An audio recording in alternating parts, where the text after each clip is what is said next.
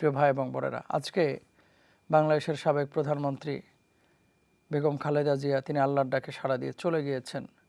আমরা channel S পরিবারের পক্ষ থেকে তার জন্য দোয়া করি, আল্লাহ সুবহানাহু ওয়া তাআলা তাকে জান্নাতে উঁচু মাকাম দান করুন, জীবনের ভুল ত্রুটিগুলো আল্লাহ সুবহানাহু ওয়া তাআলা ক্ষমা করে দেন।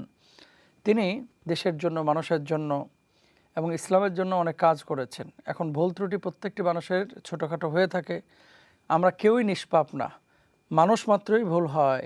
যদি কোনো ভুল ত্রুটি হয়ে থাকে আল্লাহ যেন ক্ষমা করে দেন এবং তাকে জান্নাত নসিব করেন। আজকে দেখেন সব মানুষ তার জন্য দোয়া করছেন, সোশ্যাল মাধ্যমে ঘুরে বেড়াচ্ছে। তো এই জন্যই নবীজি সাল্লাল্লাহু আলাইহি ওয়াসাল্লামের সেই হাদিসটি আমাদের মনে পড়ে যায় যে নবীজি বসা বা দাঁড়ানো আছেন, এমতো অবস্থায় ফামাররাত জিনাজাতুন, একটা লাশ নিয়ে যাওয়া হচ্ছে।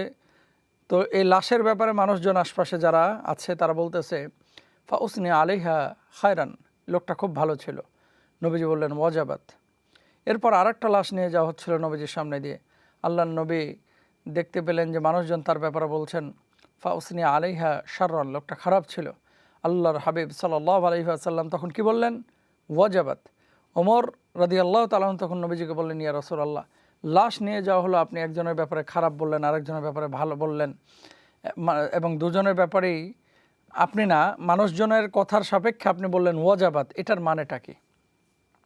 যে মানুষ কাউকে খারাপ বলছে আপনি বললেন ওয়াজাবাত, কাউকে ভালো বলছে আপনি বললেন ওয়াজাবাত, এটার মানে কি? নবীজি বললেন, কোনো মানুষ মারা যাওয়ার পরে দুনিয়াবাসী যদি তাকে ভালো বলে, আসমানের আল্লাহ সুবহানাহু ওয়া তাআলাও তাকে ভালো বলেন এবং তার জন্য জান্নাত ওয়াজিব করে দেন, আবশ্যক করে দেন। আর কোনো মানুষ যদি মারা যাওয়ার পরে আশপাশের মানুষ তাকে খারাপ বলে, আল্লাহও তাকে খারাপ বলেন এবং তার জন্য জাহান্নাম আবশ্যক করে দেন। আমরা দোয়া করি, আজকে বেগম খালেদা জিয়া মারা গিয়েছেন, মানুষ তাকে ভালো বলছেন, আল্লাহ হয়তো বা তাকে মাফ করে দেবেন। প্রত্যেকে আপনারা দোয়া করবেন ইনশাআল্লাহ তাআলা। আর বাংলায় একটা প্রবাদ আছে, এমন জীবন তুমি করিবে গঠন, মরিলে হাসিবে তুমি কাঁদিবে ভুবন। তা আমরা এমন জীবন গঠন করার চেষ্টা করব, মানুষের কল্যাণে, দিনের কল্যাণে, দেশ জাতির কল্যাণে কাজ করার চেষ্টা করব ইনশাআল্লাহ।